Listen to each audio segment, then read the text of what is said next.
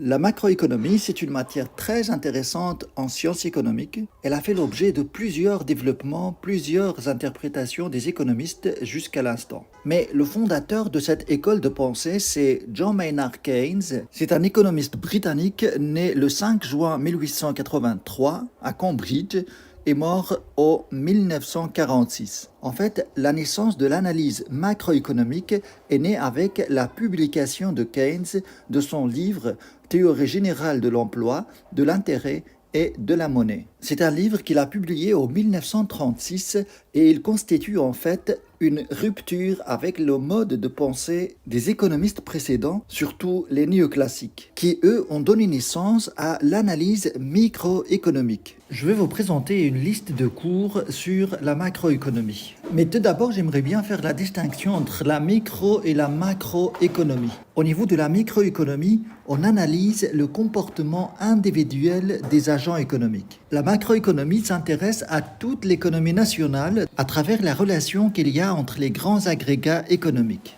comme le PIB, l'investissement, l'épargne, etc. En microéconomie, on suppose la rationalité des agents économiques. C'est ce qu'on résume dans le terme Homo economicus.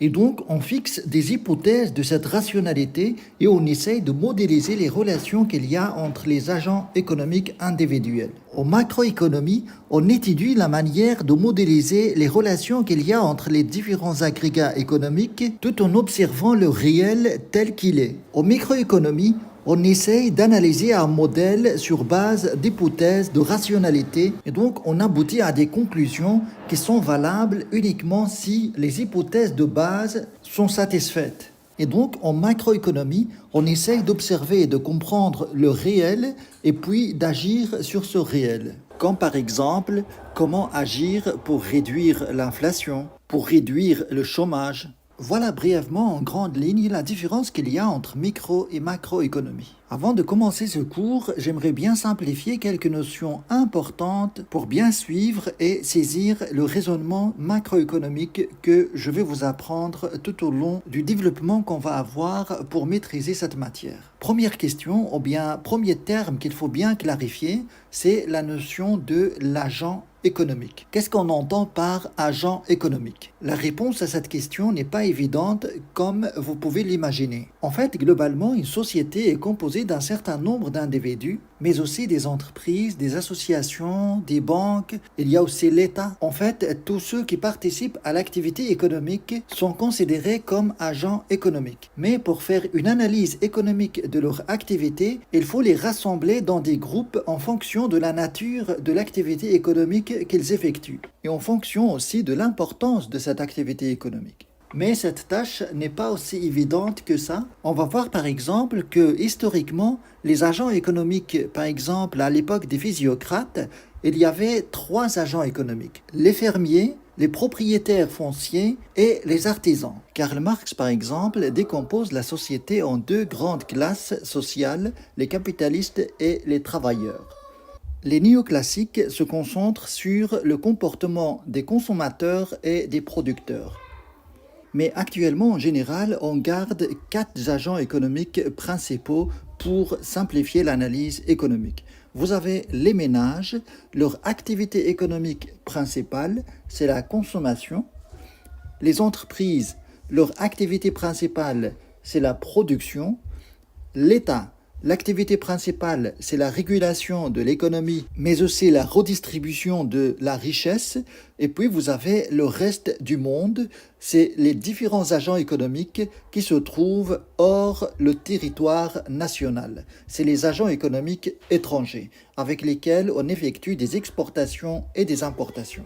On peut très bien ajouter la banque, mais la banque en fait n'est qu'un intermédiaire entre 2 agents économiques. C'est comme un marché en fait, ce n'est qu'un intermédiaire qui va faciliter les échanges. Et donc la macroéconomie va essayer de détecter et de simplifier les relations qu'il y a entre ces différents agents économiques, dans le but de comprendre d'abord le fonctionnement de l'économie, mais aussi dans le but d'agir sur ce réel et d'améliorer la situation économique. Vous avez par exemple les ménages consomment ce que produisent les entreprises. Les entreprises ne peuvent produire qu'avec l'aide du travail des ménages. L'État récolte l'impôt des entreprises et des ménages car cette activité crée de la richesse et cette richesse doit être redistribuée, en partie en tout cas pour ne pas avoir des écarts énormes entre les pauvres et les riches dans un pays. Et avec le reste du monde par exemple, on peut pallier à des insuffisances de production ou de consommation des biens sur le marché local, mais on peut aussi exporter ce qui n'est pas absorbé par le marché local. Vous voyez que le fait de décomposer en fait la société en agents économiques, on peut repérer des activités économiques sur lesquelles on peut agir en fonction des problèmes économiques qui se manifestent dans la société. On va voir en détail comment la macroéconomie procède pour détecter ce monde et le mettre en évidence afin d'effectuer des opérations bien précises pour réparer ce qui est à réparer en économie. Pour clarifier les relations qu'il y a entre ces quatre agents économiques, je vais les représenter dans un circuit économique. Mais d'abord, c'est quoi un circuit économique? Un circuit économique, c'est une représentation schématique de la circulation de la richesse, de la valeur. Je vais prendre un exemple très simple. Vous avez une entreprise qui vend des produits à des ménages. Et donc, suite à leurs échanges, il y a des flux de la valeur. On va dire par exemple que l'entreprise envoie ce produit aux ménages et les ménages, en contrepartie, payent ce produit à l'entreprise. Et donc, on peut illustrer cet échange dans un circuit économique simplifié. Vous avez des biens et services qui se transfèrent de l'entreprise au ménage, qu'on peut représenter sur cette flèche, et dans l'autre sens, on a le paiement des ménages de ces biens et services, qu'on représente sur cette flèche dans l'autre sens. Là, vous avez un petit circuit économique simplifié, mais ce petit schéma qui peut apparaître anodin constitue la base de l'économie. L'économie à grande échelle n'est rien d'autre en fait que la multiplication de ces opérations entre les différents acteurs, les différents agents économiques. Ici, on est en présence, en fait, si vous voulez, d'une cellule de l'organisme économique national. Cette flèche que vous voyez ici,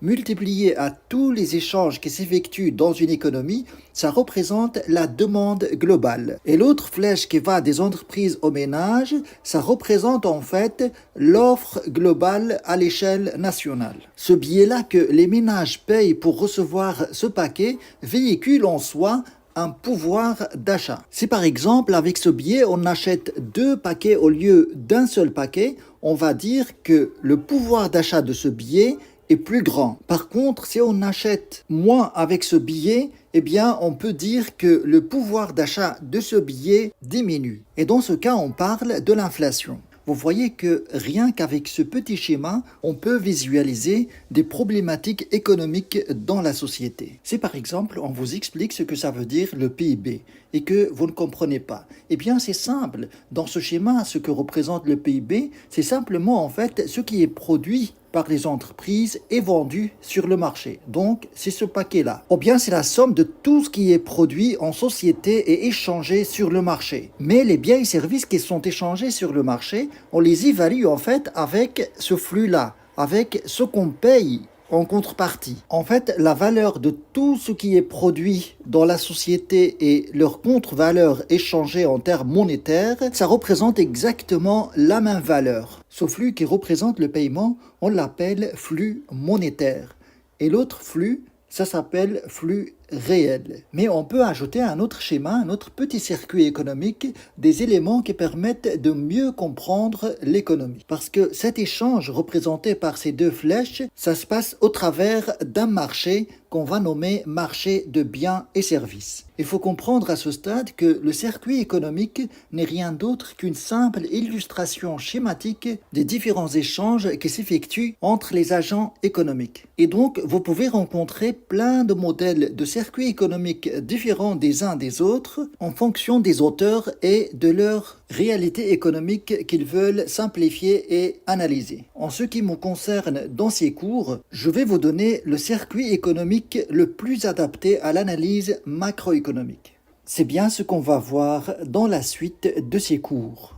Je vais vous présenter un circuit économique qui va vous permettre de comprendre les grandes équations macroéconomiques très facilement.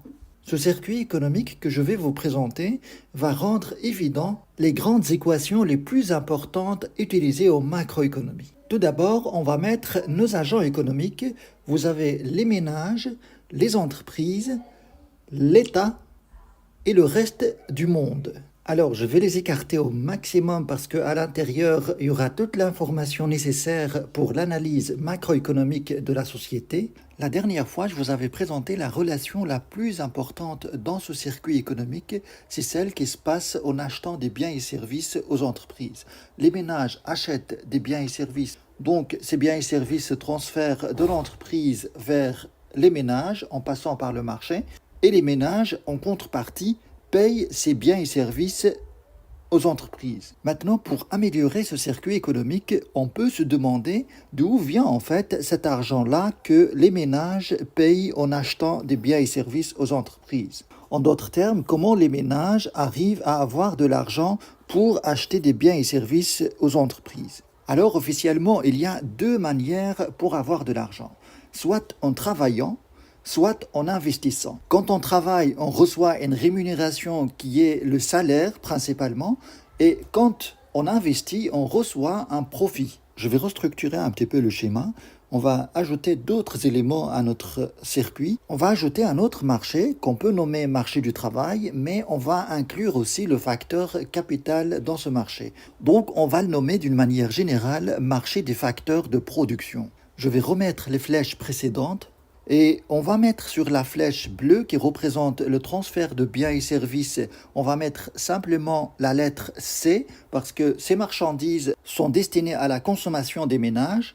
Donc C, ça représente la consommation. Et sur l'autre flèche, on va mettre simplement le signe euro pour simplifier. C'est le transfert d'argent, c'est le paiement. Par rapport à ce marché, on va représenter la flèche qui représente l'offre du travail qui vient des ménages, mais aussi du capital. Donc le transfert du travail et du capital au travers le marché des facteurs de production vers les entreprises est représenté par cette flèche ou bien ces deux flèches bleues.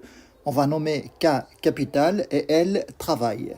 Et en contrepartie, vous avez cette flèche rouge qui représente le flux monétaire, c'est le salaire ou bien le profit. Peut-être ici, vaut mieux remplacer le signe euro par P et W. P, c'est les profits, et W, wage en anglais, qui signifie salaire. Vous voyez ici qu'en ajoutant en fait ce marché des facteurs de production, on peut expliquer la provenance de l'argent. En fait, la provenance de l'argent vient en fait soit du travail, soit de l'investissement représenté par cette flèche bleue. En fait, là, on arrive avec ces deux marchés à représenter la circulation de l'argent. L'argent fait le cercle complet. Vous avez les salaires et les profits qui vont aux ménages, et puis les ménages, qu'est-ce qu'ils font avec cet argent-là? Ils l'utilisent pour acheter des biens et services aux entreprises. Et ainsi de suite, vous avez la circulation de l'argent ici. Et on peut améliorer ce circuit en ajoutant d'autres utilisations de l'argent. À part consommer, les ménages peuvent aussi épargner à la banque ou bien sur les marchés financiers en général. Et donc, on va ajouter ici le marché financier. On va avoir une flèche rouge qui va vers le marché financier en partant des ménages. Et cette flèche, ça représente l'épargne.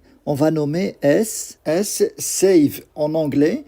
Ça représente l'épargne. Et cet argent-là accumulé sur les marchés financiers et au niveau des banques, ça sert à quoi en général? Ça sert à être prêté pour les entreprises afin d'investir. Donc on va ajouter ici une flèche qui représente l'investissement des entreprises, qu'on va nommer I.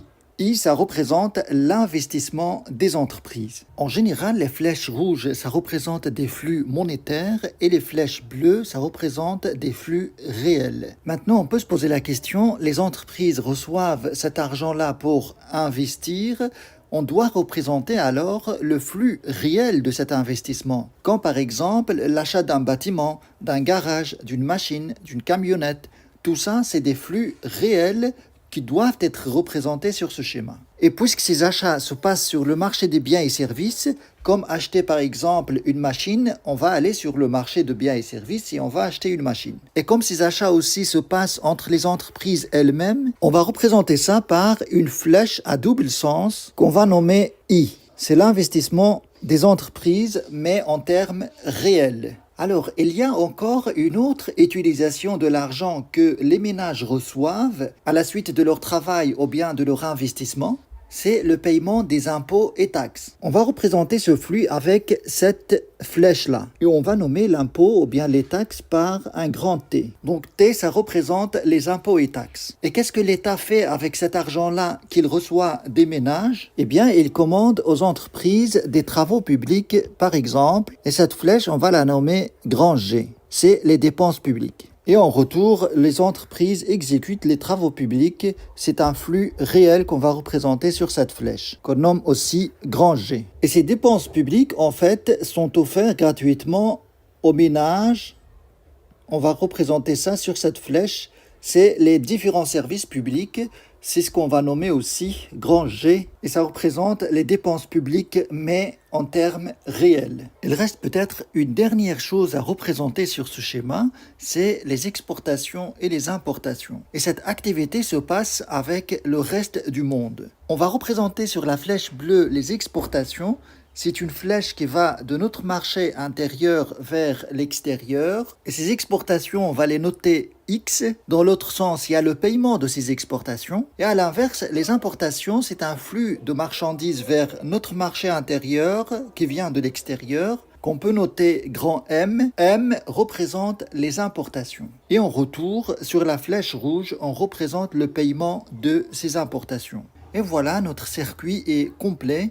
Il reste à savoir maintenant comment on peut exploiter ce circuit, ce schéma, pour en déduire les grandes équations macroéconomiques. Je vais vous présenter maintenant les grandes équations macroéconomiques. Ces équations sont très importantes car elles permettent de clarifier à grande échelle comment une économie nationale fonctionne. Et elles constituent également la base des politiques monétaires et budgétaires pratiquées par les États et les banques centrales.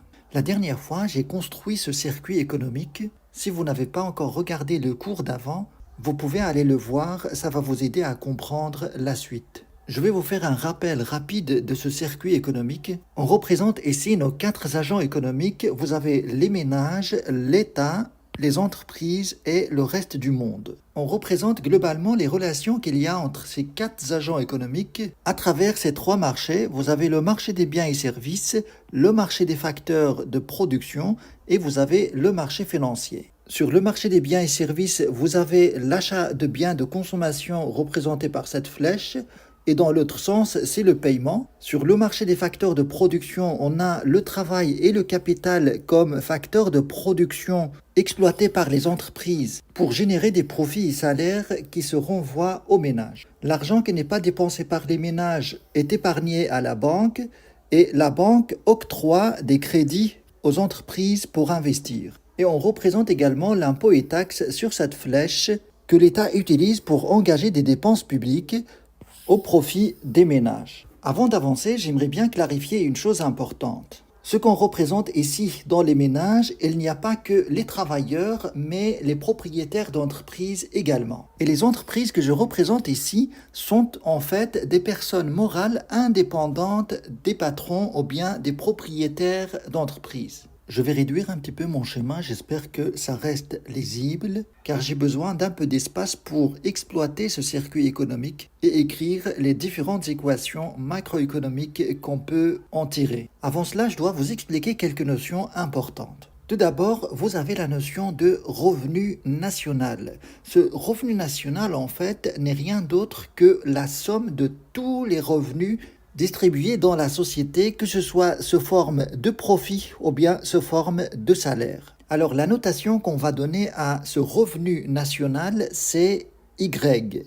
Et donc quand on parle de revenu national, on va simplement l'indiquer par la lettre Y. Et donc ce revenu national Y est égal à la somme des profits et salaires distribués dans la société. Il faut savoir aussi que ces revenus distribués dans la société n'est rien d'autre que la recette générée par les entreprises à la suite de la vente de tout ce qui est produit dans la société. Et tout ce qui est produit dans la société et vendu sur le marché, ça porte un nom, ça s'appelle le PIB, produit intérieur brut. Et donc à partir de maintenant, quand on parle de Y, on parle du PIB ou bien du revenu national. Ces trois termes, en fait, ça revient au même. Ça représente en quelque sorte, dans le cadre de cette analyse, des synonymes.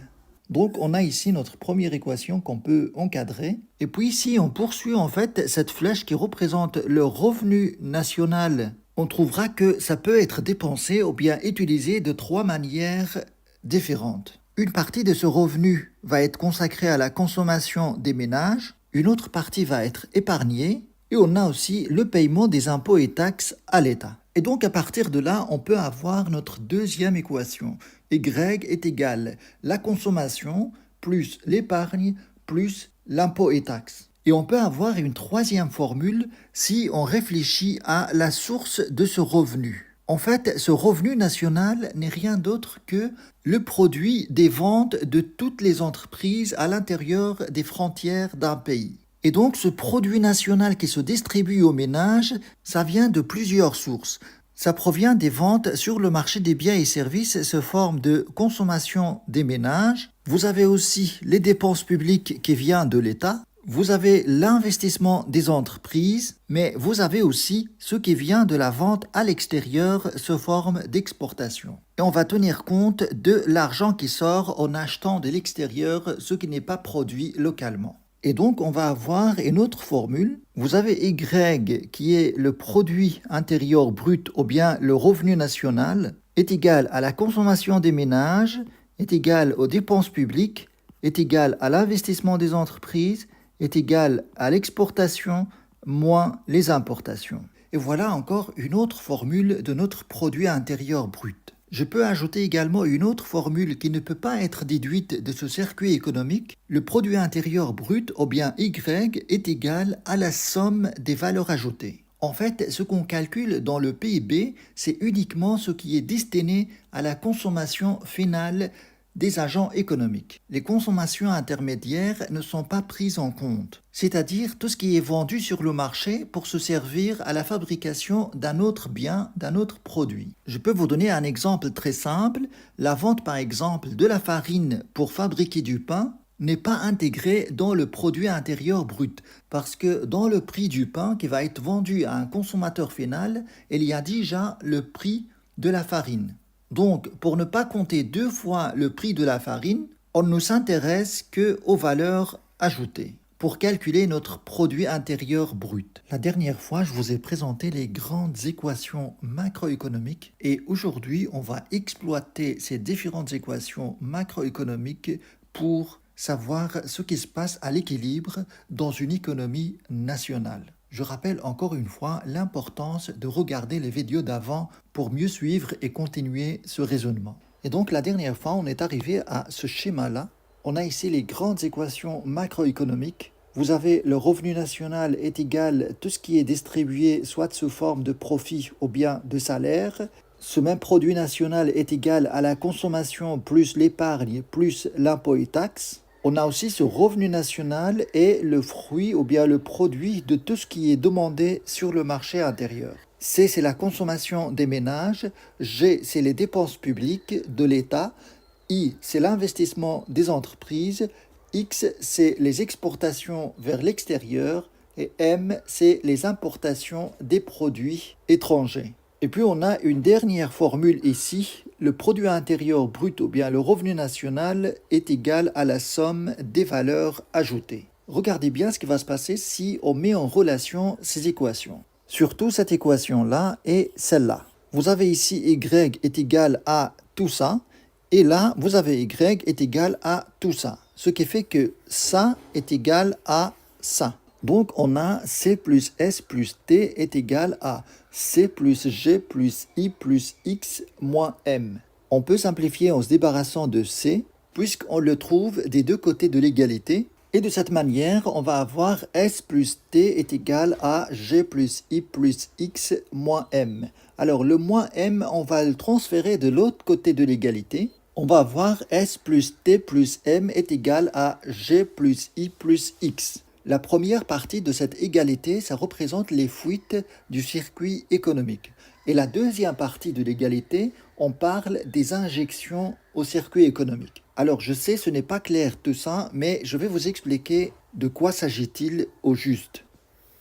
La cellule principale de l'économie est formée par ces deux agents économiques. Vous avez les entreprises et les ménages. Vous avez ce cercle très important. L'entreprise octroie des revenus aux ménages sous forme de profits et de salaires.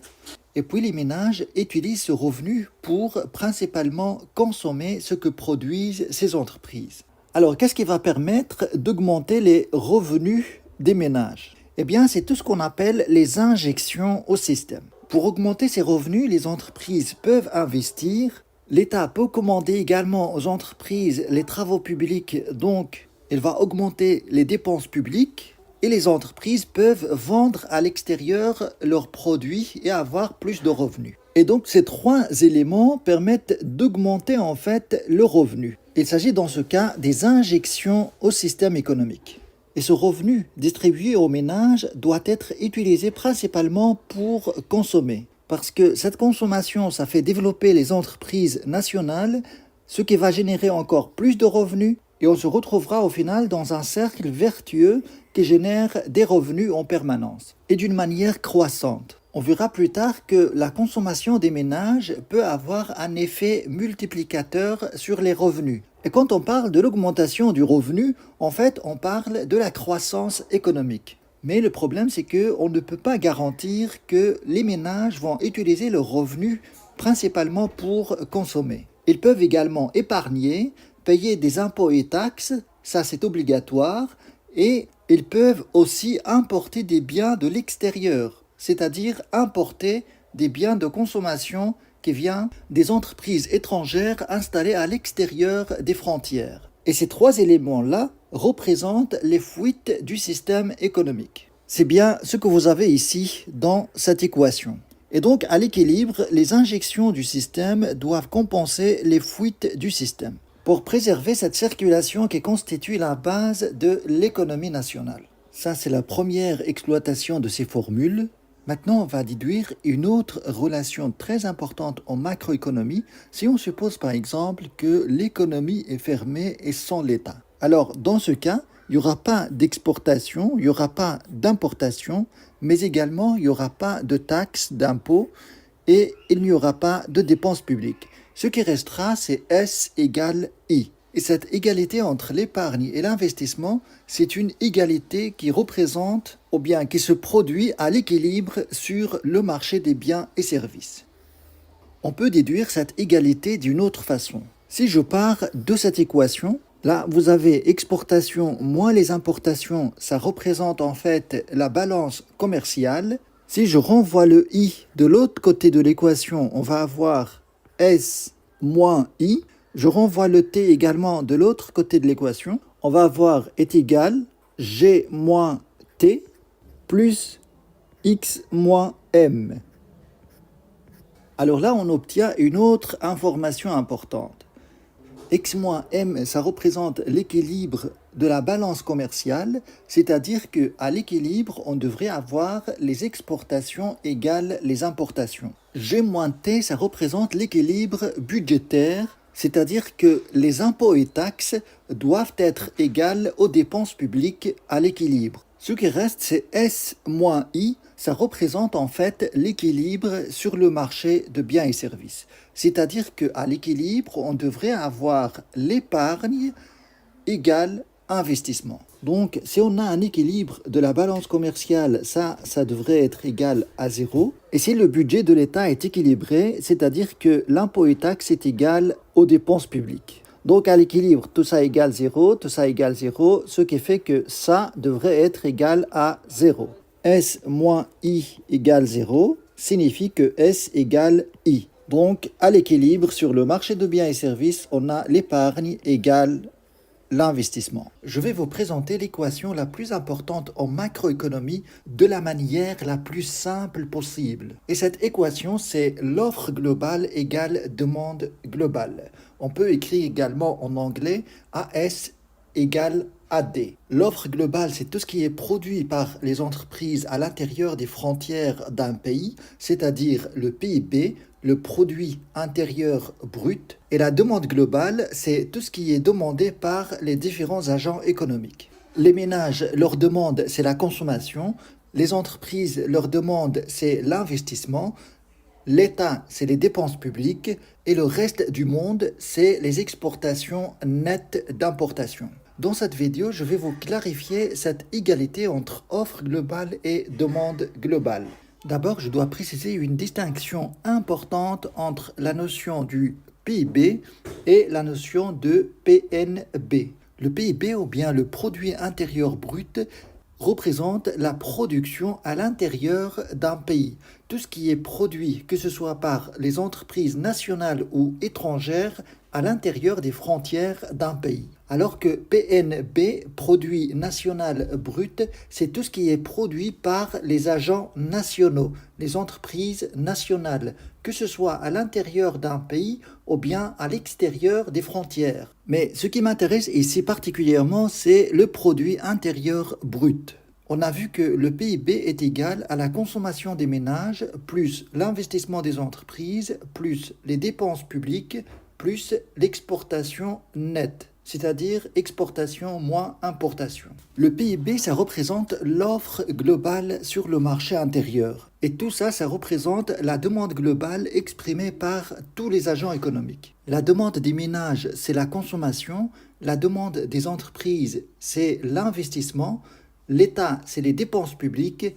Et le reste du monde, c'est l'exportation nette des importations. Pour bien comprendre cela, je vais vous illustrer ça dans notre circuit économique. Je vous ai expliqué que le produit intérieur brut, ou bien le revenu national, tout ce qui est distribué comme revenu aux ménages, que ce soit sous forme de profit ou bien de salaire, provient de tout ce qui est produit et vendu sur le marché par les entreprises à l'intérieur des frontières. Vous avez la consommation des ménages, c'est cette flèche-là qui rentre à l'entreprise. Les dépenses publiques, c'est cette flèche-là qui rentre à l'entreprise.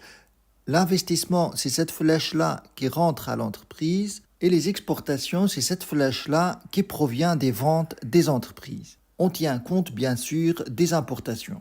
Alors, pour que ça soit encore plus clair, imaginez par exemple que les entreprises ont produit tout cela. Alors là, ce que vous avez ici, en fait, c'est la production à l'intérieur d'un pays.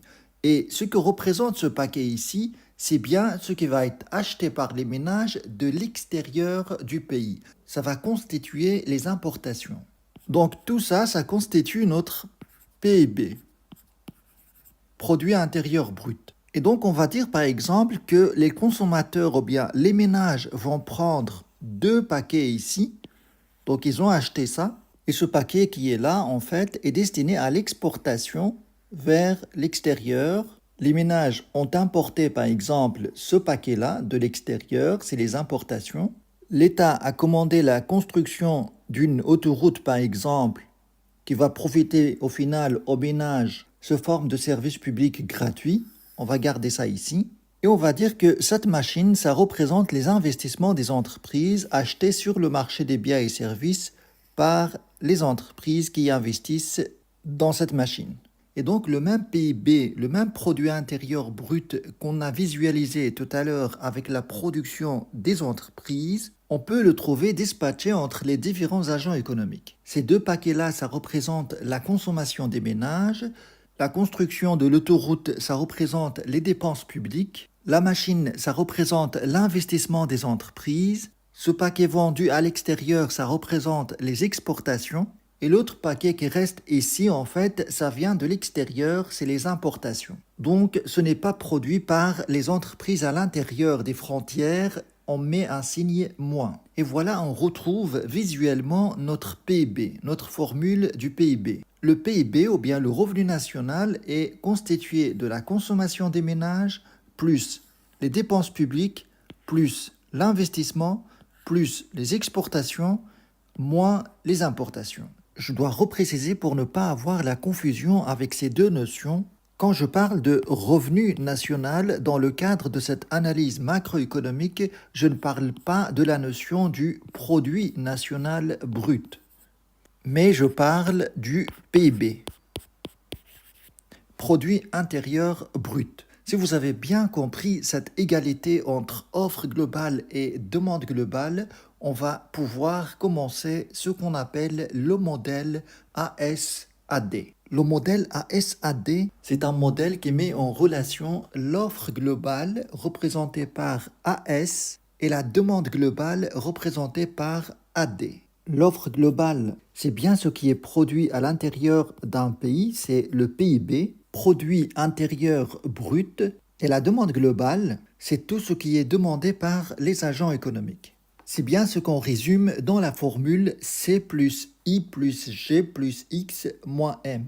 C, c'est la consommation des ménages, I, c'est l'investissement des entreprises, G, c'est les dépenses publiques de l'État, X, c'est les exportations et M, c'est les importations. Et donc à l'équilibre, on a un revenu national d'équilibre Y étoile, c'est le PIB à l'équilibre, et on a aussi un niveau général de prix d'équilibre, P étoile. Je dois préciser quelque chose par rapport à ce graphique. Vous voyez ce graphique, en fait, il faut comprendre que ce prix-là, ce n'est pas le prix d'un bien particulier, mais c'est le niveau général des prix. C'est-à-dire que ça représente la moyenne de tous les prix pratiqués dans une économie. Et on peut calculer son évolution d'année en année par ce qu'on appelle indice des prix à la consommation. C'est avec cet indice-là qu'on évalue l'inflation. En fait, comment on fait ça pratiquement? On prend un panier de biens de consommation qui représente globalement la consommation habituelle des ménages et on suit dans le temps l'évolution du prix de ce panier de biens pour savoir si le niveau général des prix a augmenté ou bien a diminué. Quand on a une augmentation, on parle d'inflation et quand on a une diminution, on parle de déflation. Et puis autre chose qu'il faut savoir, c'est que ce Y-là, ça représente la production à l'intérieur d'un pays. C'est le revenu national. C'est tous les revenus distribués aux agents économiques sur le territoire national. Et ça représente en fait le PIB. L'essentiel de cette analyse macroéconomique, c'est de comprendre comment ça fonctionne l'économie à l'échelle nationale, mais aussi de comprendre sur quoi intervenir pour avoir plus de croissance économique, c'est-à-dire augmenter le PIB dans ce sens-là. Et pour cela, on peut agir sur l'offre globale ou bien sur la demande globale. Et agir sur la demande globale, par exemple, c'est d'agir sur l'un de ces 5 paramètres: la consommation, l'investissement, les dépenses publiques, les exportations, les importations. Et chacun de ces 5 éléments peut dépendre de plusieurs facteurs, que ce soit à la hausse ou à la baisse. C'est ce qu'on appelle les déterminants des grandes fonctions. En fait, chaque élément ici est une fonction à part qui dépend de plusieurs facteurs. On va voir quelques-uns de ces facteurs. On a cette fameuse équation qui résume l'offre globale et la demande globale. L'offre globale, c'est tout ce qui est produit par les entreprises. Et la production des entreprises, ça se passe au travers 2 facteurs de production: le capital et le travail. Donc, cette production, c'est une fonction du capital et du travail. Je dois préciser à ce niveau que Keynes fait la distinction entre la période de plein emploi et la période de sous-emploi. La notion de plein emploi, ça renvoie au fait que ces 2 facteurs de production sont utilisés dans la société à leur capacité maximum. Et à l'inverse, une économie de sous-emploi, c'est-à-dire qu'il y a beaucoup de chômage dans le pays et que le capital n'est pas utilisé à sa capacité maximum. Je vais revenir sur ces notions plus tard. Ce qui m'intéresse ici, c'est de savoir de quoi dépend en fait chaque élément ici dans la demande globale. Qu'est-ce qui peut influencer la consommation, à la hausse ou à la baisse? On a le revenu disponible. Si le revenu disponible augmente, la consommation augmente. Mais c'est quoi le revenu disponible? Le revenu disponible, en fait, c'est le revenu des ménages moins l'impôt et taxes. On a vu d'une manière générale que le revenu est égal à la consommation plus l'épargne plus l'impôt et taxes. Mais une fois qu'on paye l'impôt, ce qui restera, c'est le revenu disponible qu'on peut noter YD. Et ce revenu disponible est égal au revenu moins l'impôt et taxes est égal à la consommation plus l'épargne. Et donc, je peux en déduire que l'impôt et taxes peut influencer aussi la consommation. parce que l'augmentation de l'impôt et taxes va diminuer mon revenu disponible et donc va diminuer ma consommation. Il y a aussi le niveau général des prix. Si par exemple le niveau général des prix augmente, c'est-à-dire il y a une inflation dans une économie, eh bien les ménages vont consommer moins parce que leur pouvoir d'achat diminue. Il y a aussi le taux d'intérêt réel. Le taux d'intérêt réel, en fait, c'est le taux d'intérêt nominal moins l'inflation. Quand le taux d'intérêt réel augmente, en fait, on préfère consommer plus tard, on préfère placer notre argent et gagner dans le futur plus d'argent pour consommer que de consommer actuellement aujourd'hui. En fait, d'une manière générale, vous avez le revenu disponible est égal à la consommation plus l'épargne.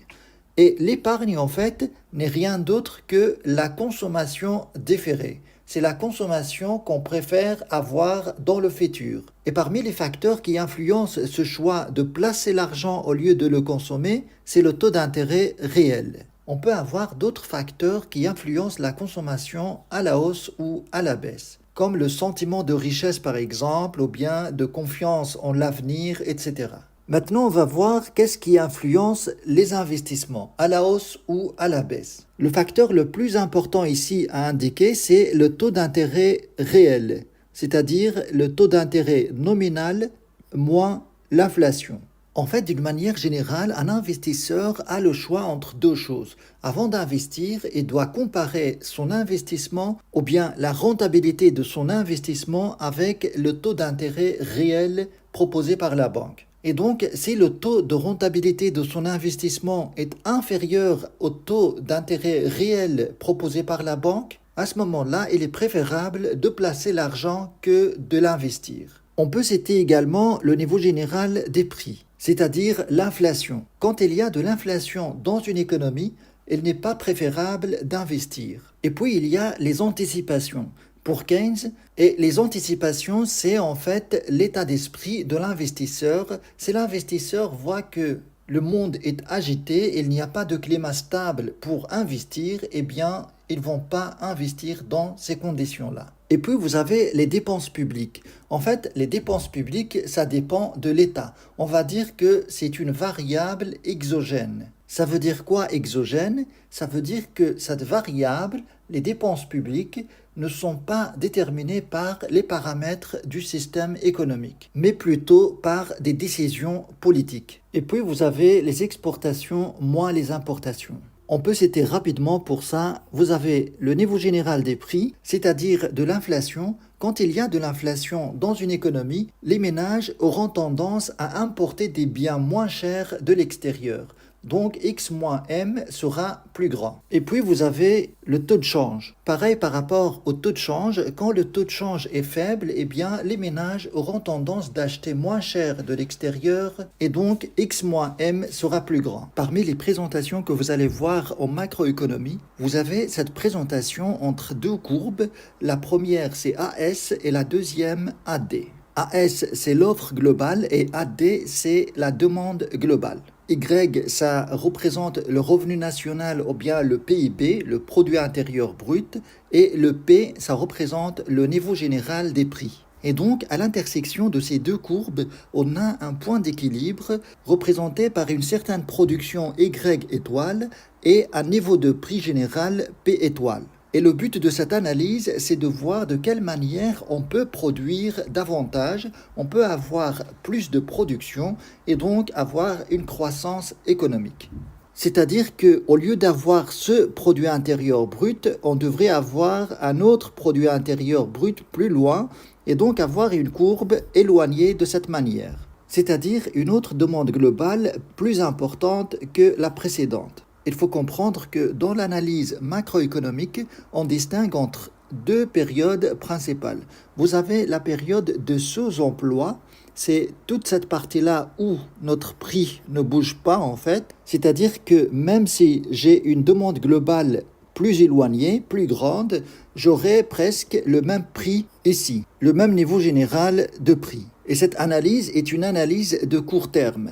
Et puis, il y a une autre analyse de long terme qui vise le plein emploi. Le plein emploi, c'est la production maximum, en fait, dans une économie, en utilisant les capacités maximales de production, c'est-à-dire le maximum de capital et le maximum de travail. Dans une analyse de courte période, en fait, le stock de capital est fixe. On a deux facteurs de production, le capital et le travail. Dans l'analyse de court terme d'une économie en sous-emploi, on suppose que le capital est fixe. Ce qui change, c'est uniquement le facteur travail. Et toute la question dans cette analyse, c'est de comprendre de quelle manière, en fait, cette demande globale peut s'éloigner dans ce sens-là, pour avoir plus de production nationale et donc plus de croissance économique. Et pour croître la demande globale dans une économie, il faut croître en fait la demande des agents économiques, c'est-à-dire la consommation des ménages,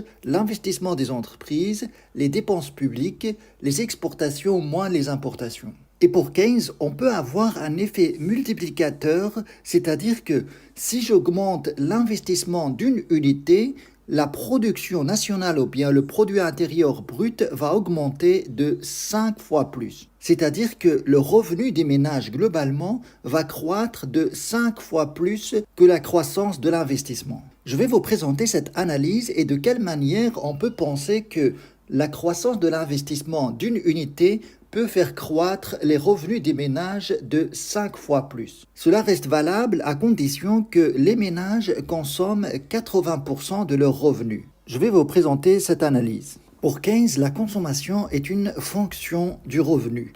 En fait, l'expression de la consommation peut s'écrire de la manière suivante. C est égal à fois Y plus B. C, c'est la consommation. Petit a, c'est la propension à consommer. Y, c'est le revenu national ou bien le revenu des ménages. Et B, c'est la consommation autonome. En fait, ici, on explique d'où vient la consommation des ménages, comment les ménages arrivent à payer leur consommation. Et c'est tout à fait logique, en fait, ça vient d'une partie de leur revenu, et cette partie, on l'appelle propension à consommer. En fait, c'est un pourcentage ou bien une petite partie de Y. Et cette petite partie peut s'exprimer en pourcentage ou bien par l'unité. Si par exemple, les ménages utilisent 80% de leurs revenus pour consommer, eh bien petit a est égal à 80%. Ou bien on peut écrire également 0,8. Et B, c'est la consommation autonome, c'est-à-dire que les ménages peuvent financer une partie de leur consommation par autre chose que le revenu. Par exemple, la richesse ou bien le patrimoine déjà existant chez les ménages. Alors, si vous avez compris ça, on va avancer un peu dans l'analyse. La deuxième formule qu'il faut comprendre, c'est que le revenu en fait des ménages est décomposé en deux choses, la consommation et l'épargne. Là, on parle de revenus disponibles. Si vous avez par exemple un revenu de 100 euros, et on va supposer que globalement les ménages consomment jusqu'à 80% de leurs revenus. Donc dans ce cas, la consommation est de 80 et ce qui reste est épargné, c'est-à-dire 20. Et d'une manière générale, si vous avez par exemple un revenu de n'importe quelle somme, 100% de ce revenu, en fait, est consacré de deux manières. 80% est consommé et 20% est épargné. Alors, ce petit a que vous avez ici n'est rien d'autre que ce 80%. Et 80%, on peut l'écrire également 0,8. Et 20%, 0,2. Cela veut dire que pour chaque euro de revenu, 80 cents est dépensé dans la consommation et 20 cents est épargné. Alors, mon 0,8, c'est notre A, et 0,2, on peut l'exprimer 1 moins A. Alors, ce 0,8, c'est la même chose que ici, c'est la propension à consommer, et 1 moins A, c'est un pourcentage également, ça s'appelle propension à épargner. Je vais mettre A sur le C et 1 moins A sur le S, et on va garder cette formule pour l'utiliser plus tard. Le raisonnement de Keynes est le suivant.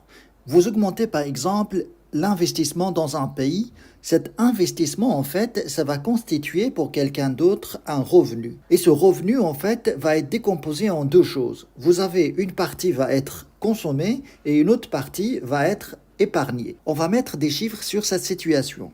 On va dire que vous avez un investissement de 100. Supposons que cet investissement, c'est l'achat d'une machine, par exemple. Alors, celui qui va vendre cette machine va recevoir ces 100 comme revenus. On va mettre ici 100 de revenus pour quelqu'un d'autre. Alors, si on suppose que 80% de ce revenu va être consommé et 20% épargné, on va mettre ici 80% de consommation et 20% en épargne. Et l'effet multiplicateur de Keynes, en fait, ça va se générer de la manière à ce que ce processus continue dans la société. Par exemple, cette consommation de 80%, ça constitue un revenu pour quelqu'un d'autre. Et donc, ce quelqu'un d'autre va faire le même processus, va consommer 80% et épargner 20%. Et ainsi de suite. Et ce processus, en fait, mathématiquement parlant, va générer 5 fois plus de revenus au total.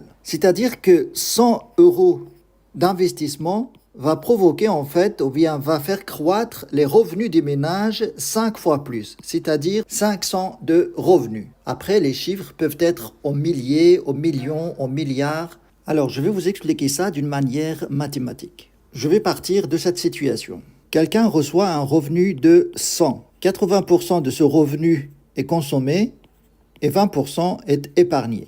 Et puis ce processus va continuer. Ce 80 de consommation va constituer pour quelqu'un d'autre un revenu. Y égale 80.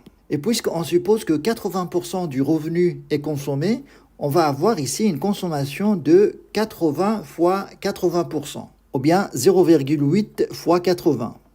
Ce qui fait 64. Et ce qui reste jusqu'à 80 est épargné. Donc ça fait 16 est épargné. Ce 64 de consommation va constituer pour quelqu'un d'autre un revenu. Et ce revenu de 64, 80% va être consacré à la consommation. 0,8 fois 64 va être consommé. Ce qui fait 51,2. Et le reste va être épargné, c'est-à-dire 12,8. Alors, je vais vous montrer d'une manière mathématique combien ça va donner au total de revenus. En partant d'un revenu de 100, on va voir combien de revenus ça va générer dans la société si on continue ce processus. La somme de tous les revenus qui vont être générés est égale à 100 de départ plus 80 plus 64 et ça continue. Est égal 100 plus. Alors le 80, comment on a obtenu le 80? Le 80, c'est simplement 0,8 fois 100. Ici, on a donc 0,8 fois 100. Et 64, comment on a obtenu ce 64? C'est simplement le 80 fois 80% également. C'est-à-dire tout ça fois 80%. Donc ça fait 0,8 fois 0,8 fois 100. Ou bien on peut écrire 0,8 au carré fois 100. Et vous imaginez la suite, donc ça va faire 0, si on continue, 0,8 au cube fois 100 plus, et on continue comme ça. Si on met en facteur 100, on va avoir une fois plus 0,8 plus 0,8 au carré plus, et on continue jusqu'à l'infini. Je vais mettre un peu d'espace, je remonte un peu ça. Et si vous remarquez bien, là on est en présence d'une suite géométrique de raison 0,8. Et mathématiquement parlant, cela est égal à 1 sur 1 moins 0,8. Et ce 100, en fait, c'est l'investissement de départ. On peut le remplacer par I en général. Vous avez donc I fois 1 sur 1 moins 0,8. Donc, d'une manière générale, la somme des revenus obtenus à la suite d'une augmentation de l'investissement de 100, ça représente 1 sur 1 moins 0,8 fois l'investissement de départ. Donc là, c'est la formule générale qui justifie l'effet multiplicateur keynésien. Le 0,8, c'est la propension à consommer. Le 1 moins 0,8, ça représente la propension à épargner. Et si on calcule combien ça donne tout ça, on va avoir 5. Cela signifie que si j'augmente en fait mon investissement d'une unité, le revenu, en fait, va s'augmenter de 1 fois 5. Ça fait 5. Et c'est bien ce qu'on appelle effet multiplicateur. Et toute cette partie-là, 1 sur 1 moins 0,8, c'est ce qu'on appelle le multiplicateur keynésien. Et donc, vous voyez que si on veut avoir un effet multiplicateur, il faut que la plus grande partie du revenu des ménages soit consommée. Plus cette propension à consommer, ce petit a est proche de 1, plus le multiplicateur est grand. Et à l'inverse, si cette propension à consommer est proche de 0, à ce moment-là, ce multiplicateur ne fonctionnerait pas. On peut obtenir aussi cette formule du multiplicateur d'une autre manière. Pour Keynes, à l'équilibre, l'investissement est égal à l'épargne. Or, si on a 20% du revenu est épargné, 20% ou bien 0,2 de Y est épargné, donc on a cette formule-là. On remplace 0,2 Y ici, on va avoir I est égal à 0,2 Y. Et donc, Y est égal à 1 sur 0,2 I. Et 0,2, on peut l'écrire 1 moins 0,8. Et voilà, on obtient la même chose avec cette méthode-là. Et d'une manière générale, ce 0,8 peut être remplacé par A, la propension à consommer. Ça peut être 0,7, 0,5, etc. Mais il faut savoir que plus le A s'approche de 1, plus le multiplicateur est grand. La dernière fois, je vous ai présenté l'effet multiplicateur de Keynes. L'effet multiplicateur en macroéconomie renvoie à l'idée que l'augmentation d'une variable économique comme l'investissement, les dépenses publiques, etc.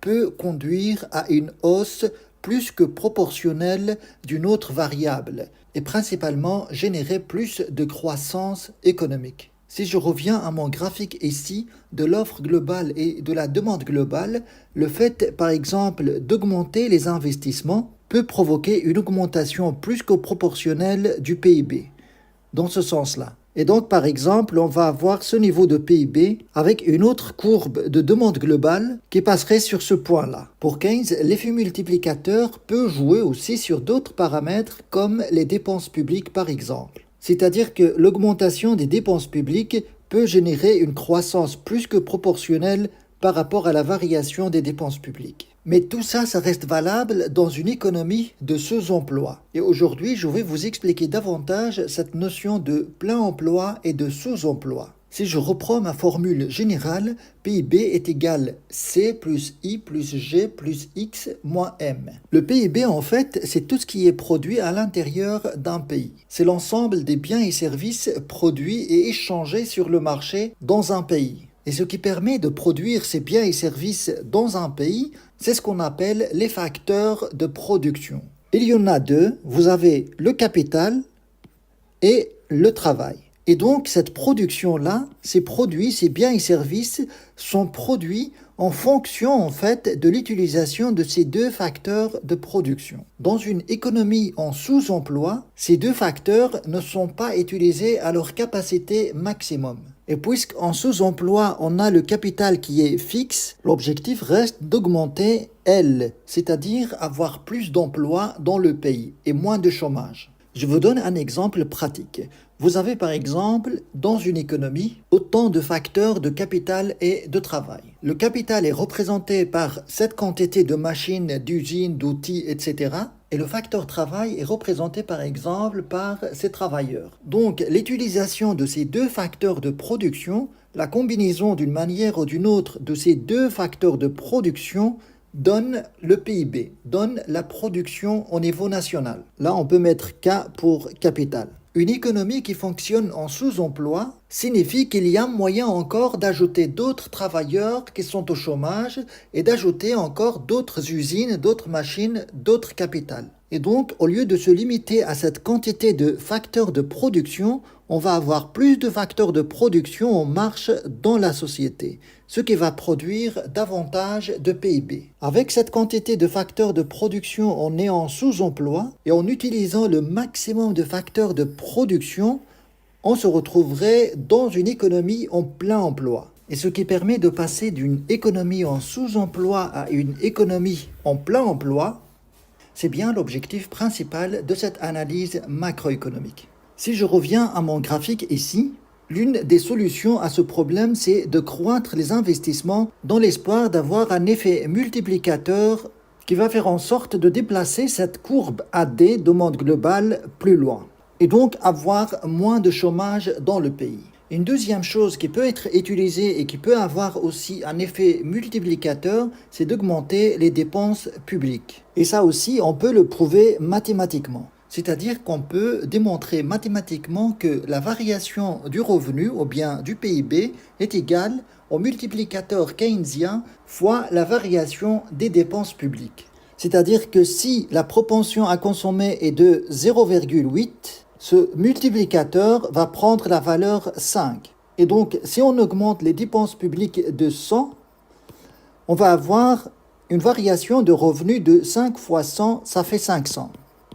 Je vais vous donner la démonstration mathématique de tout ça. Si je prends par exemple les deux formules ici, vous avez Y qui est le PIB est égal à la consommation plus l'investissement plus les dépenses publiques plus les exportations moins les importations. Et puis vous avez la deuxième formule, la consommation est égale à la propension à consommer 1 fois le revenu national ou bien le PIB plus la consommation autonome qui est une constante. Si on utilise ces deux équations, qu'est-ce qu'on va avoir? Je prends cette première formule et je remplace en fait C par ceci. D'abord, pour simplifier, on va supposer qu'on est dans une économie fermée, c'est-à-dire il n'y a pas d'exportation, il n'y a pas d'importation. On va supprimer X et M. Et donc, je remplace ce C par sa valeur ici. Je vais avoir Y est égal à A fois Y plus B. Tout ça, c'est le C, c'est notre C ici, plus I plus G. On n'a pas besoin de ces parenthèses, je vais les supprimer. Je passe à Y de l'autre côté de l'équation. Je vais avoir Y moins AY est égal B plus I plus G. Je mets en facteur Y, je vais avoir 1 moins A ici est égal B plus I plus G.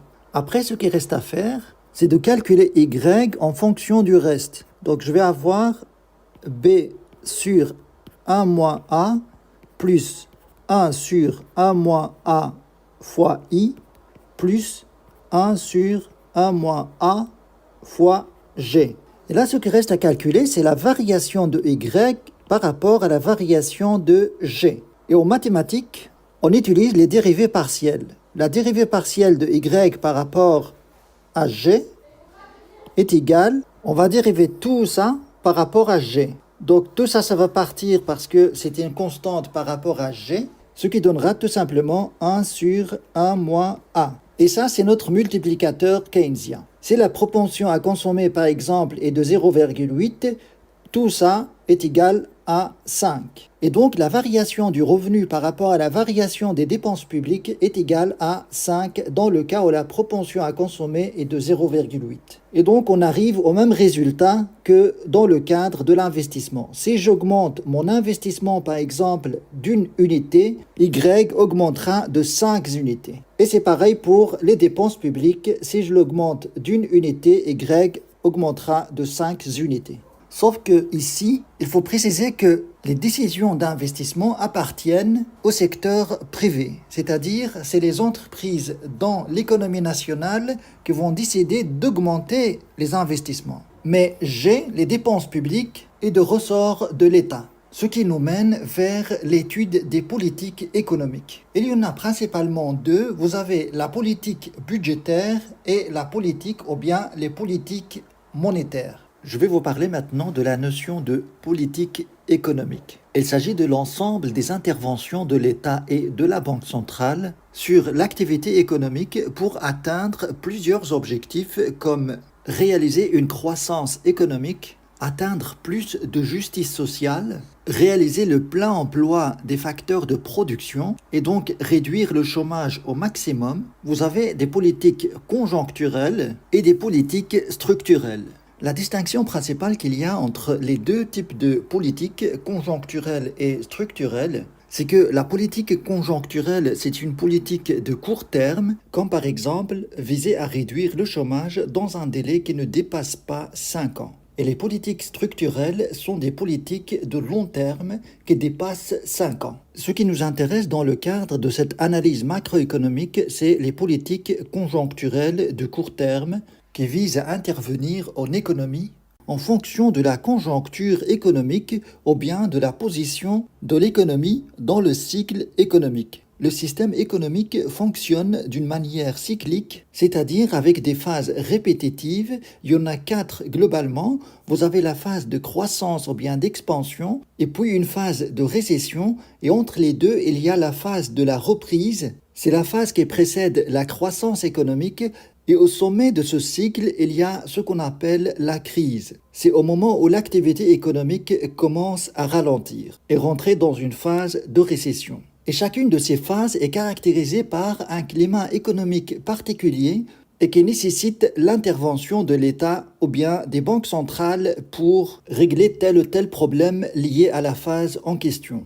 L'État peut intervenir en économie en utilisant ce qu'on appelle la politique budgétaire. Et la politique budgétaire consiste à intervenir soit sur les dépenses publiques ou bien les impôts et taxes. Comme je vous avais expliqué dans le cours précédent, le fait d'intervenir sur les dépenses publiques peut avoir un effet, selon Keynes, un effet multiplicateur, c'est-à-dire générer plus de croissance économique. Et le fait d'intervenir sur l'impôt et taxes va faire croître le revenu disponible des ménages. On sait que le revenu des ménages est égal à la consommation plus l'investissement plus l'impôt et taxes. Et le revenu disponible, c'est le revenu des ménages moins l'impôt et taxes. Tout ça, c'est notre revenu disponible. Et donc, si l'État augmente les impôts et taxes, ce qu'il fait en fait, il réduit le revenu disponible des ménages. Et à l'inverse, quand l'État réduit l'impôt et taxes, il augmente le revenu disponible des ménages, ce qui permettra aux ménages de consommer davantage. En fait, si je reprends mon circuit économique, la politique budgétaire pratiquée par l'État consiste à agir sur cette flèche-là qui représente l'impôt et taxes, ou bien agir sur cette flèche-là qui représente les dépenses publiques. Quand on agit sur l'impôt et taxes, on permet aux ménages d'acheter davantage. Et quand on agit sur les dépenses publiques, on permet aux entreprises d'investir davantage et donc d'augmenter les revenus des ménages. Donc, en résumé, une politique budgétaire qui vise à réduire l'impôt agit en fait sur cette flèche-là et permet aux ménages de consommer davantage. Et une politique budgétaire qui vise à augmenter les dépenses publiques permet d'augmenter les revenus des ménages. Donc l'adoption de l'une ou l'autre politique budgétaire permet en fait de renforcer cette circulation de l'argent, qui est la base de toute croissance économique. Dans les politiques économiques, il y a aussi ce qu'on appelle la politique monétaire. Celui qui mène cette politique, ce n'est pas l'État, mais c'est la Banque centrale. Et au niveau de l'Union européenne, c'est la Banque centrale européenne, BCE. On peut distinguer 2 types de politiques monétaires en fonction de l'objectif à atteindre. Une politique expansive ou bien une politique restrictive. La politique expansive, son objectif, c'est de relancer l'activité économique. Et la politique restrictive, son objectif, c'est de maîtriser l'inflation. Le moyen utilisé par la Banque centrale, c'est de jouer sur les taux d'intérêt. Dans la politique monétaire expansive, on réduit le taux d'intérêt, on diminue le taux d'intérêt pour permettre aux entreprises et aux ménages de financer leur activité par le crédit. Donc l'objectif c'est d'augmenter la consommation, d'augmenter l'investissement et de réduire le chômage et donc avoir une croissance économique. Et dans la politique monétaire restrictive, c'est l'inverse en fait qui se passe. La Banque centrale augmente les taux d'intérêt pour réduire l'accès à l'argent et diminuer la circulation de l'argent en économie. Ce qui a comme effet la baisse de la consommation, de l'investissement, l'augmentation du chômage, et le but principal de cette politique, c'est de maîtriser l'inflation. Ça constitue la méthode traditionnelle des banques centrales, c'est ce qu'on appelle la méthode conventionnelle. C'est de réduire les taux directeurs pour que les banques commerciales puissent réduire le taux d'intérêt également et octroyer des crédits à la consommation et à l'investissement à des taux très bas. Donc dans ce cas, celui qui crée de la monnaie, en fait, ce n'est pas la banque centrale, mais c'est les banques commerciales au travers le crédit. Mais la Banque centrale peut avoir recours à une autre méthode dite politique non conventionnelle. La Banque centrale fait recours à cette méthode dans le cas où la méthode traditionnelle conventionnelle ne suffit pas ou ne donne pas de résultat attendu. Cette méthode est appelée aussi assouplissement quantitatif, ou bien quantitative easing en anglais. Et cette méthode consiste dans le fait que la Banque centrale peut racheter la dette publique, c'est-à-dire que la Banque centrale va créer de l'argent pour acheter des titres risqués, des titres de dette, que ce soit de l'État ou bien des banques commerciales, et comme ça, ils vont disposer de plus de liquidités afin de pouvoir relancer la machine économique et permettre à cet argent de circuler à nouveau en économie. La Banque centrale peut avoir recours encore à d'autres méthodes comme ce qu'on appelle crédit easing. Il s'agit dans ce cas du rachat des titres de dette privés et non pas publics. C'est-à-dire que la Banque centrale peut financer par la création monétaire le secteur privé en achetant les titres des entreprises privées, des crédits hypothécaires, des obligations d'entreprise, etc. Il y a aussi dans les politiques non conventionnelles ce qu'on appelle forward guidance. Il s'agit simplement de guider les anticipations des entreprises, des agents économiques en général, sur l'évolution des taux d'intérêt directeurs. Et le but de cette méthode, c'est de permettre aux agents économiques de prévoir et de planifier l'avenir. Le modèle ISLM, c'est un modèle économique qui analyse l'efficacité des politiques budgétaires et politiques monétaires. Son modèle a été proposé au départ par John Hicks, un économiste britannique, et amélioré par la suite par Elvin Hansen, un économiste américain. Dans ce modèle, on analyse trois marchés, celui des biens et services, celui de la monnaie et celui des titres. Je vais vous expliquer l'essentiel de ce modèle. Sa représentation graphique est comme suit. Vous avez sur l'axe des abscisses le revenu national ou bien le PIB et sur l'axe des ordonnées on met le taux d'intérêt. Il s'agit d'un taux d'intérêt réel, c'est-à-dire il tient compte de l'inflation. La courbe IS est décroissante et la courbe LM est croissante. Ici je représente IS et LM par une droite. Et l'intersection entre ces deux droites donne un point d'équilibre représenté par le revenu national Y étoile et le taux d'intérêt R étoile. Maintenant, il faut savoir que représente en fait la courbe IS ou bien cette droite IS. En fait, tous les points qui se trouvent sur cette droite IS représentent les points d'équilibre sur le marché de biens et services. En fait, c'est l'ensemble des revenus nationaux et des taux d'intérêt qui font en sorte que l'investissement égale épargne. On a vu qu'à l'équilibre sur le marché des biens et services, l'investissement est égal à l'épargne. Et ce qui réalise cette égalité entre l'investissement et l'épargne, c'est tous les points qui se trouvent sur cette droite. Maintenant, que représentent les points qui se trouvent sur la droite LM? Pareil, dans ce cas, on est sur le marché de la monnaie et tous les points qui se trouvent sur cette droite représentent en fait l'ensemble de combinaisons de Y étoile R étoile qui réalisent l'équilibre sur le marché monétaire, c'est-à-dire où l'offre de monnaie est égale à la demande de monnaie. Et là, je dois préciser qu'au niveau macroéconomique, chez Keynes par exemple, la monnaie est un bien comme un autre, c'est-à-dire qui peut être demandée pour elle-même. Et les raisons principales pour lesquelles on peut demander la monnaie, c'est pour réaliser des transactions, acheter, vendre sur le marché. On peut dire dans ce cas que la monnaie peut être demandée pour le motif de transaction. La monnaie peut être demandée également pour le motif de précaution, c'est-à-dire tout simplement demander de la monnaie pour faire face aux aléas du futur. La monnaie peut être demandée également pour le motif de spéculation. Pour le moment, j'aimerais bien parler davantage de cette droite IS. Tous les points qui se trouvent sur cette droite IS sont des points d'équilibre sur le marché de biens et services. Et sur ce marché, on a l'offre globale est égale à la demande globale. L'offre globale, c'est Y, c'est notre revenu national, c'est notre PIB. Et la demande globale, c'est celle exprimée par les différents agents économiques, c'est-à-dire la demande de consommation des ménages, la demande d'investissement des entreprises, les dépenses publiques et les exportations nettes d'importation. Dans cette analyse, on va supposer d'abord qu'on est dans une économie fermée, c'est-à-dire il n'y a pas d'exportation, il n'y a pas d'importation. Maintenant, pour savoir pourquoi cette droite IS est décroissante, il faut analyser en fait cette équation. En fait, cette droite de ES n'est rien d'autre que la représentation graphique de cette équation. Alors, on va analyser cette équation. De quoi dépend en fait la consommation des ménages? Voici notre équation de consommation.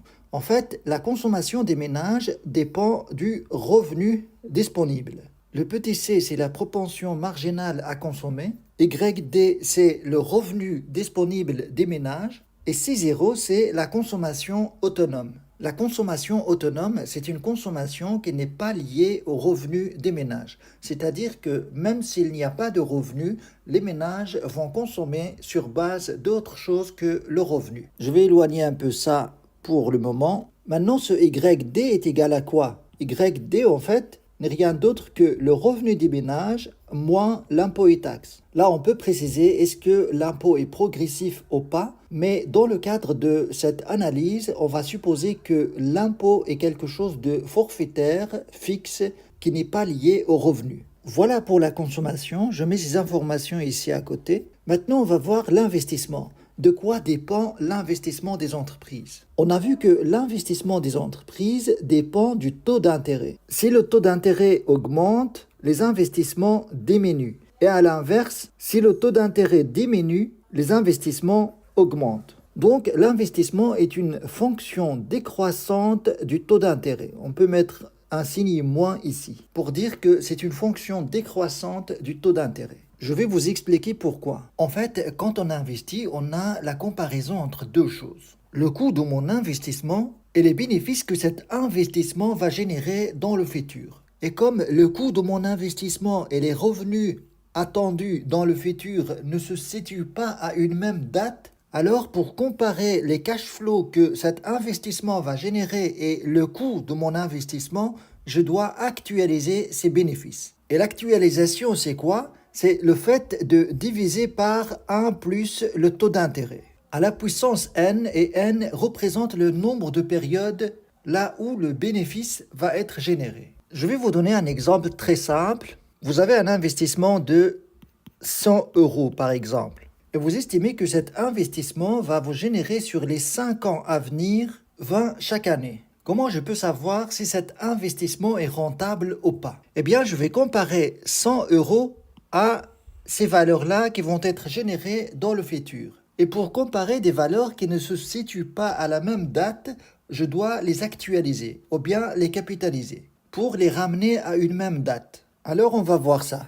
J'ai ici mon investissement. On suppose par exemple que le taux d'intérêt est de 2%. Pour savoir si cet investissement est rentable ou pas, je dois calculer ce qu'on appelle la valeur actuelle nette. Pour calculer la valeur actuelle nette, je dois actualiser en fait tous les bénéfices à la date d'aujourd'hui et comparer tout ça à mon investissement initial. Et tout ça doit être positif. La vanne doit être supérieure à 0 pour dire que l'investissement est rentable. Vous comprenez le principe?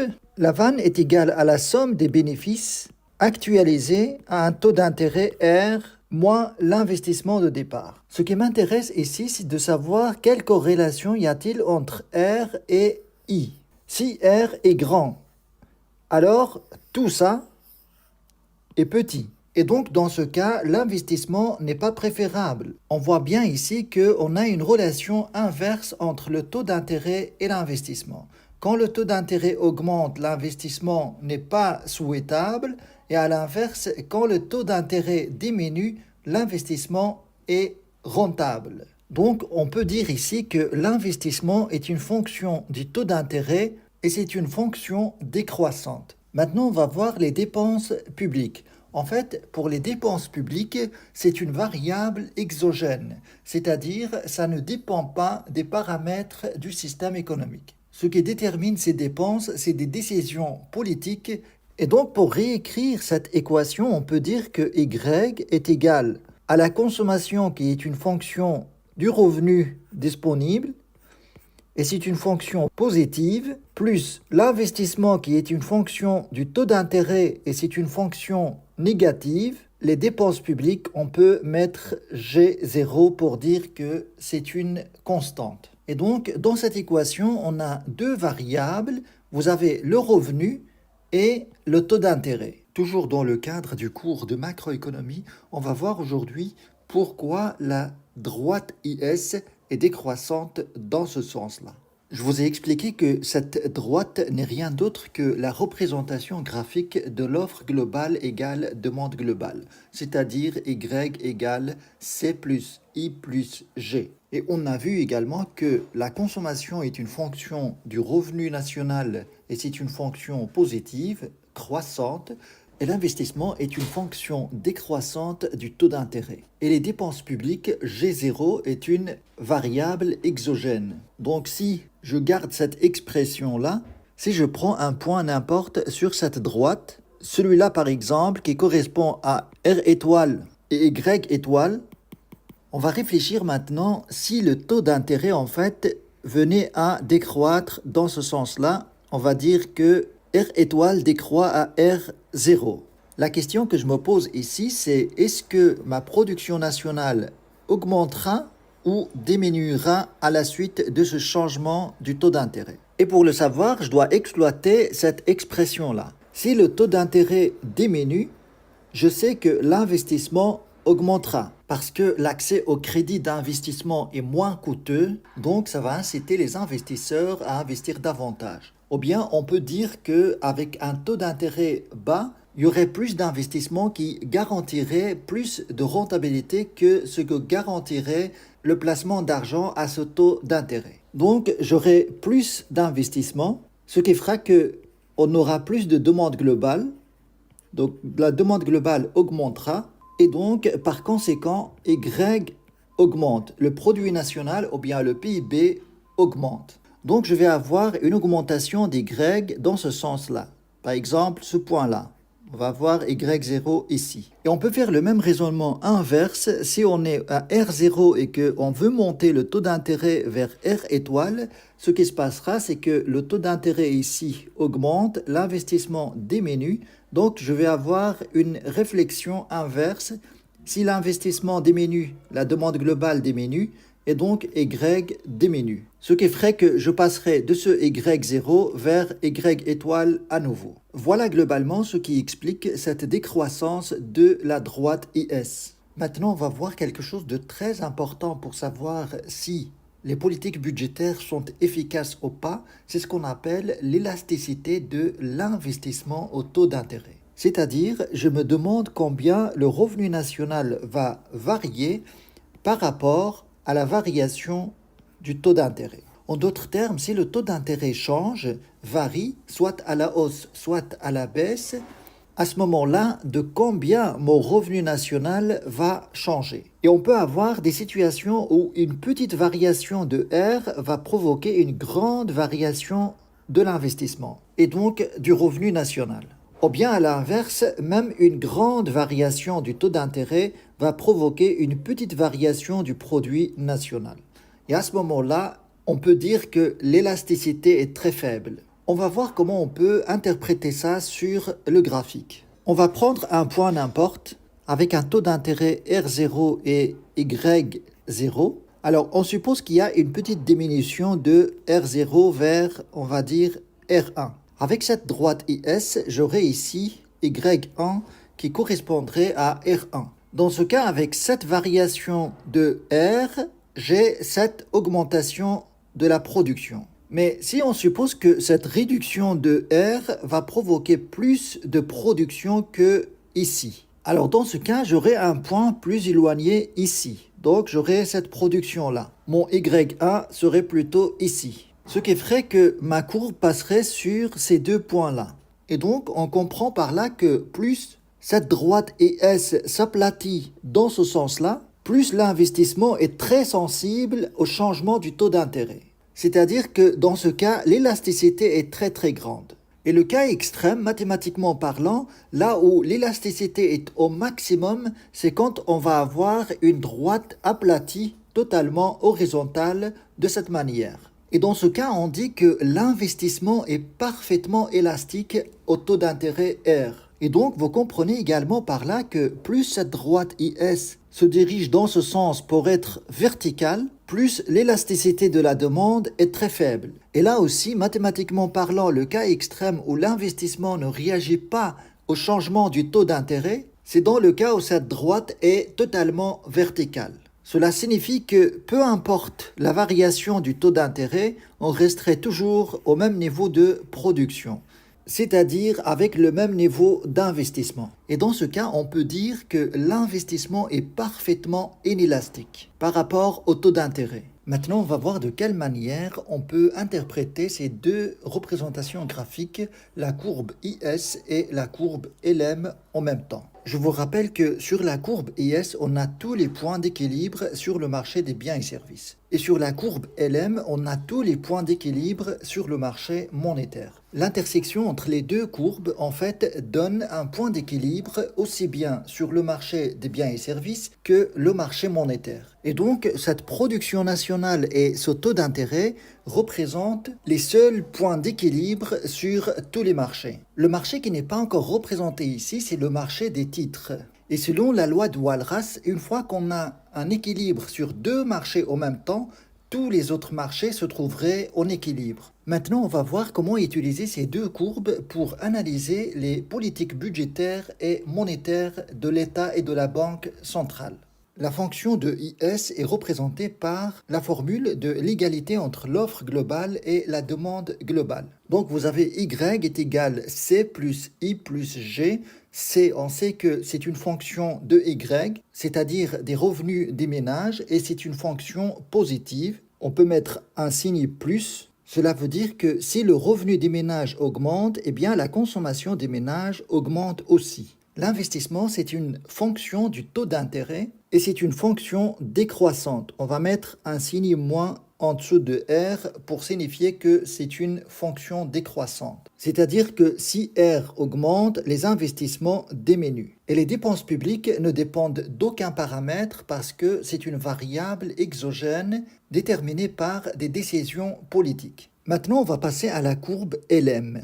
Cette courbe représente tous les points d'équilibre sur le marché monétaire, c'est-à-dire tous les points qui réalisent cette égalité entre l'offre de monnaie qu'on désigne par MO et la demande de monnaie qu'on va noter L. La demande de monnaie, on a vu que chez Keynes, on peut demander de la monnaie pour effectuer des transactions. Donc, cette demande de monnaie L1 est fonction de Y, c'est-à-dire du PIB, de tout ce qui est produit et offert sur le marché. Et plus on a de produits offerts sur le marché, plus les ménages auront besoin de l'argent pour acheter et exécuter des transactions. Donc ici, on a une fonction positive du revenu national, ou bien du PIB. On peut intégrer dans cette fonction également la demande de monnaie pour motif de précaution. Et on a une deuxième demande de monnaie pour le motif de spéculation. Et cette demande de monnaie est fonction du taux d'intérêt. Cette demande de monnaie varie négativement par rapport au taux d'intérêt. On va mettre un signe moins ici.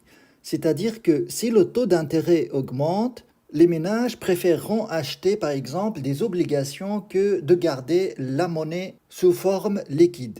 Et donc cette courbe LM en fait n'est rien d'autre que la représentation graphique de cette équation. Donc l'intersection entre les deux courbes n'est rien d'autre que la résolution de ce système d'équations. Et l'objectif des politiques monétaires et budgétaires, c'est d'avoir plus de production, plus de produit national. C'est-à-dire une production nationale qui se situe encore plus loin, ici par exemple. Et là, la question qui se pose, si on vise une croissance économique, par exemple, jusqu'à ce point-là, de quelle manière ces courbes vont se déplacer pour atteindre cet objectif? Pour la courbe LM, ça doit se déplacer dans ce sens-là. C'est-à-dire avoir une autre courbe LM qui se déplacerait dans ce sens-là, pour atteindre cette production-là. Et par rapport à IS, on devrait avoir un déplacement dans ce sens-là pour atteindre cet objectif. C'est-à-dire avoir une courbe plus loin dans ce sens, pour avoir à l'intersection la production visée. Et pour faire cela, on engage des politiques monétaires et politiques budgétaires. Par rapport à la politique budgétaire, on agit sur deux paramètres. Vous avez les dépenses publiques, que vous avez ici dans l'expression, et vous avez aussi l'impôt, qu'on réduit du revenu pour avoir le revenu disponible. Quand on réduit par exemple l'impôt, on augmente en même temps le revenu disponible des ménages, ce qui permettrait aux ménages de consommer davantage et d'augmenter la production des entreprises. L'État peut aussi augmenter les dépenses publiques, ce qui permettra aux entreprises de produire davantage. Et peut-être même qu'il y aurait un effet multiplicateur, c'est-à-dire que la proportion de la production sera plus importante que la proportion des dépenses publiques engagées. On va supposer par exemple que l'État augmente les dépenses publiques. Quel effet cette augmentation aura sur la courbe IS? On va prendre nos formules ici. Donc l'État augmente notre G ici, ce qui va entraîner une augmentation de la production. Et si la production augmente, la demande de la monnaie pour motif de transaction va augmenter également. Et comme l'offre de monnaie est une variable exogène, c'est la Banque centrale, selon cette analyse, qui fixe la masse monétaire, la demande de monnaie pour motif de spéculation va diminuer pour garder cette égalité entre l'offre de monnaie et la demande de monnaie. Ce qui va provoquer un effet sur le taux d'intérêt qui augmentera. Et graphiquement, on peut illustrer cette politique budgétaire par le décalage de la droite IS dans ce sens-là. Ce qui va faire que pour ce niveau du taux d'intérêt, on va avoir en fait cette production-là. Y, on va l'appeler Y0. Mais pratiquement, ce qui va être produit, ce n'est pas cette quantité de production, mais plutôt celle qui se trouve sur la courbe LM. Et donc, au lieu d'avoir cette production-là, on va avoir celle qui correspondrait à l'intersection entre la nouvelle courbe IS et la courbe LM, c'est-à-dire celle-là. On aura ici notre Y0. Et on va avoir dans ce cas un taux d'intérêt plus élevé, qui se situe ici, R0. Alors, ce retour de la production porte un nom, ça s'appelle un effet d'éviction. C'est-à-dire qu'au lieu de se situer sur ce point-là, on a ici un retour de la production vers la courbe LM provoquée par l'augmentation des taux d'intérêt. Et donc, la diminution de l'investissement et de la production. Dans ce cas, on peut en déduire que cette courbe LM, plus elle se décale dans ce sens-là, plus l'effet retour est grand. Et donc, là où la politique budgétaire sera tellement efficace, c'est dans la situation où LM est horizontal dans ce sens-là. Dans ce cas précis, il n'y aura pas d'effet retour, on se situerait ici. Et à l'inverse, si la courbe LM est verticale dans ce sens-là, alors à ce moment-là, l'effet retour, ça va faire reculer notre production jusqu'au point de départ. On peut dire dans ce cas que la politique budgétaire n'a aucun effet sur la production. On peut faire le même raisonnement pour la courbe ES. Dans quel cas, en fait, cette politique budgétaire est tellement efficace? C'est dans le cas où la droite IS est verticale dans ce sens-là. C'est-à-dire dans le cas où l'investissement est parfaitement inélastique par rapport au taux d'intérêt. C'est-à-dire, peu importe la variation du taux d'intérêt, l'investissement ne réagit pas. Et donc la politique budgétaire va faire déplacer cette droite jusqu'à ce point-là et on va avoir un autre taux d'intérêt ici, plus grand. Mais peu importe, la production ou bien l'investissement est inefficace par rapport à ce changement de taux d'intérêt dans ce cas. Et à l'inverse, si on a une droite IS horizontale dans ce sens, c'est-à-dire dans le cas où l'investissement est parfaitement élastique par rapport au taux d'intérêt. Dans ce cas, la politique budgétaire est inefficace parce qu'on va avoir un effet retour complet jusqu'à ce point-là, Y étoile. Puisqu'une petite variation de R va plonger complètement l'investissement et donc fait retourner en fait la production jusqu'au point de départ. En fait, selon cette analyse, il y a des interactions entre cette équation et cette équation qui font en sorte de trouver le meilleur point d'équilibre à adopter suite à telle ou telle politique. En résumé, on peut avoir les interactions suivantes. L'augmentation des dépenses publiques va faire augmenter la production. Et l'augmentation de la production va faire augmenter la demande de monnaie pour effectuer des transactions. Et puisque la masse monétaire est fixe, pour respecter cette égalité entre l'offre de monnaie et la demande de monnaie, on devrait avoir une diminution de la demande de monnaie pour motif de spéculation. Et puisque cette demande de monnaie est une fonction décroissante du taux d'intérêt, donc le taux d'intérêt va augmenter. Et puisqu'encore une fois, l'investissement est une fonction décroissante du taux d'intérêt, l'augmentation du taux d'intérêt va faire diminuer les investissements. Et comme les investissements diminuent, la production va reculer aussi, ce qui va provoquer ce qu'on appelle un effet d'éviction. C'est-à-dire que si la politique budgétaire provoque cette augmentation de IS, donc au lieu d'avoir cette production-là, qui correspond à un point ici, je vais avoir un effet retour vers la courbe LM, ici. Donc cette production reculera à ce point-là. Et on peut faire les mêmes interactions dans le cadre d'une politique monétaire ou bien dans le cadre où la politique budgétaire agit sur les impôts et taxes. Voilà pour ce cours, j'espère que ça vous aide à mieux comprendre comment ça fonctionne le modèle ISLM globalement. Merci d'avoir regardé ce cours et à très bientôt.